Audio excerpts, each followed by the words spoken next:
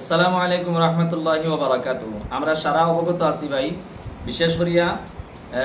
মুসলিম উম্মার প্রতি একটা আহ্বান অল ইন্ডিয়া মুসলিম পার্সোনেল ল বোর্ডের পক্ষ থেকে যে মসজিদ, মাদ্রাসা, কবরস্থান, ঈদগাহ ও দরগা বাসাতে কেন্দ্রীয় সরকারের ওয়াকফ আইনের বিরুদ্ধে মুসলিম পার্সোনেল ল বোর্ডের ডাকে দিন ও জাতির স্বার্থে আল্লাহর জন্য 30 এপ্রিল অর্থাৎ আজকে বুধবার রাত 9 ঘটিকায় 15 মিনিটের জন্য বাড়ির সমস্ত লাইট বন্ধ করে প্রতিবাদে অংশগ্রহণ করুন। এই বাতিগুলো অভিযানে আমাদের প্রত্যেকের বাড়িঘর যেখানে লাইটের ব্যবস্থা আছে, প্রত্যেকটা লাইট আজকের রাত বুধবার আজকের রাত 9টার সময় আমরা সবাই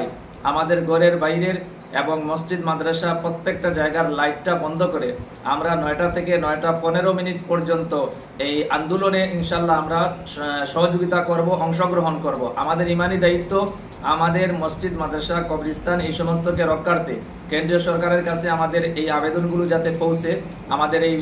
প্রতিবাদগুলো যাতে সবার নজরে যায়, তার জন্য আমরা আজকে অল ইন্ডিয়া মুসলিম পার্সোনেল ল বোর্ডের ডাকে ইনশাল্লাহ রাত ঠিক 9টার সময় আমরা আমাদের বাড়িঘরের সব লাইটগুলো অফ করব, বন্ধ করব 15 মিনিটের জন্য। সবাই ভারতবর্ষের আনাচে কানাচে প্রত্যেক জাতির কাছে যেন